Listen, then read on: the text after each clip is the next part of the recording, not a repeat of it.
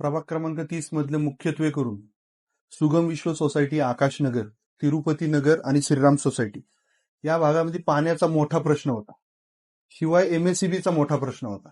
मग तो तुम्ही कसा सॉल्व्ह केला? कारण त्या विषयाची खूप चर्चा आहे. पाणी प्रश्नावर मी आवर्जून उल्लेख करेल. आपल्याला माहितच आहे, आकाशनगर, सुगम विश्व कॉलनी, राजहंस कॉलनी आणि श्रीराम सोसायटी आणि तिरुपती नगर हे भाग चढावर असल्यामुळे या भागामध्ये पाण्याची टाकी वरती असल्यामुळे पाईपलाईननं पाणी खाली येतावेळी उतारांनी पळत जातं. त्यामुळं या भागातल्या लोकांना पाण्याची समस्या खूप मोठी होती. यावर आम्ही चर्चा करून, अभ्यास करून, अधिकाऱ्यांना विश्वासात घेऊन ठिकठिकाणी मी वाल बसवून पाणी व्यवस्थित सर्वांना जाईल याची व्यवस्था करण्यात आली. त्यामुळे आज या भागामध्ये पाण्याची समस्या सोडवण्यासाठी आपल्याला मदत झालेली.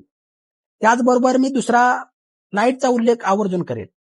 कारण यासाठी तुम्हाला माहितच आहे, आपल्या साई शिल्प सोसायटीची इथे एमएससीबीचा ट्रान्सफर होता, तो काही कालावधीनंतर तो बंद होता आणि तो बंद असल्यामुळे आकाशनगर आणि वरील जो भाग आहे सुगम विश्व कॉलनी, राजहंस कॉलनी या भागामध्ये लाईट कॉमन होती.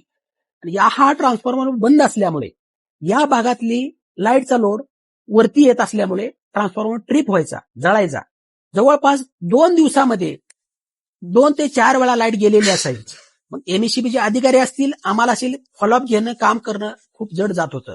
तर याच्यावर आम्ही अभ्यास करून अधिकाऱ्यांना विश्वासात घेऊन या ठिकाणी 35 लाख किमतीचा ट्रान्सफॉर्मर तो उपलब्ध करून घेतला.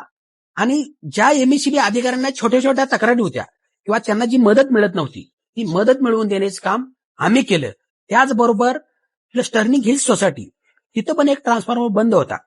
तर त्याच्यावर आम्ही अभ्यास करून त्या भागातल्या ज्या समस्या आहेत लाईटच्या त्या पण सोडवण्यासाठी आम्हाला मदत झाल्या. खरोखरच अशी कामं करत गेल्यानंतर आम्हाला ह्या डीपमध्ये लाईटच्या कामाचा अनुभव आला आणि आम्हाला जर संधी दिली तर खरोखरच येणाऱ्या काळामध्ये मी ठामपणे सांगतो, तर आम्हाला संधी दिली तर हे असे अनेक प्रॉब्लेम सोडवण्यासाठी आम्हाला मदत होईल, एवढं सांगतो.